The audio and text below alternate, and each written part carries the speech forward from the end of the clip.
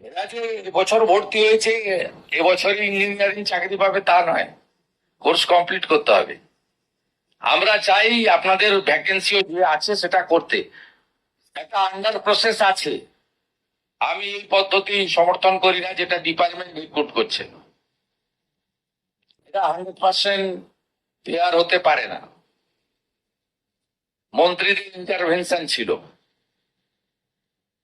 আপনি যদি এই পদ্ধতিতে চালান, আমি জানি না আমার দপ্তর থেকেও ইন্টারভেনশন হয়ে যেতে পারে।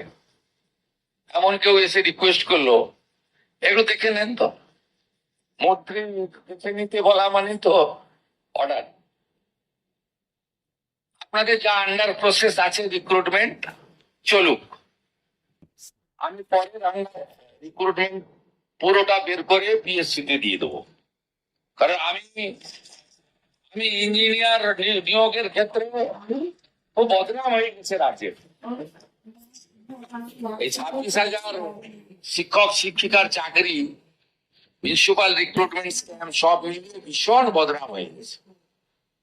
আপনি তো আফটার অল বাঙালির মেধা কিন্তু ওয়ার্ল্ড ফেমাস। কেন ঢুকবেন? আমি তো অ্যাটেন্ডেন্ট পাই, অ্যাটেন্ডেন্টে ঢোকাবো আমার পছন্দের কোনো লোক বা কোনো সহযোগী থাকলে। আমি কেন ইঞ্জিনিয়ারিং এই হাই স্কিল লোকজনে কেন ইন্টারফেয়ার করবো? আপনারা শুনলে খুশি হবেন, school service commission, college service commission, under courses PSC, কোনো পলিটিক্যাল লোক থাকবে না। এসএসসি থেকে সিএসসি থেকে হাঁটিয়ে দিস দূষণ নারিয়ালা চেয়ারম্যান হয়েছে স্কুল সার্ভিস কমিশনে। পিএসসিও তাই করবো, কিন্তু যেটা প্রসেসে আছে শান্তনুবাবু বলেছিল আমি ওটা করে নিতে বলছি। ওটা নিয়ে এক্ষুনি আর কিছু বলছি না। তো পরে আমি একদম মেধাযুক্ত লোকজনকে এখানে ইনভাইট করব। দপ্তরটাকে ভালো বানাতে হবে।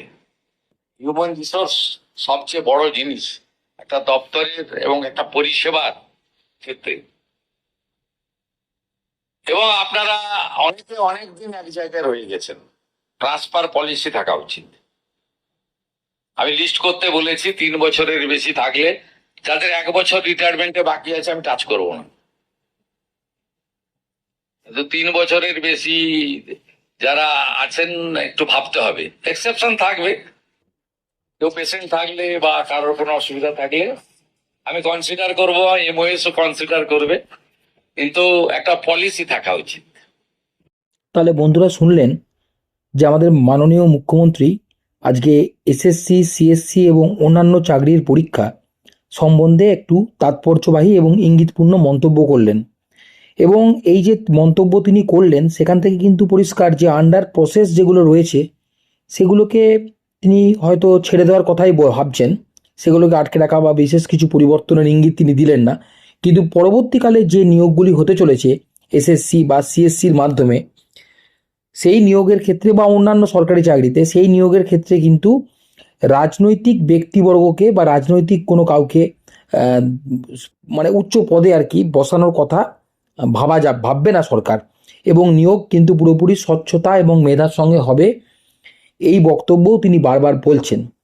তাহলে এখানের যে আজকের যে আলোচনাটা সেখানে দেখুন সবথেকে গুরুত্বপূর্ণ পয়েন্ট যে যারা ভাবছিলেন যে আগের পরীক্ষা যেগুলো আন্ডার প্রসেস আছে সেইটা নিয়ে কিন্তু তিনি ছেড়ে দেওয়ার কথাই কিন্তু বললেন।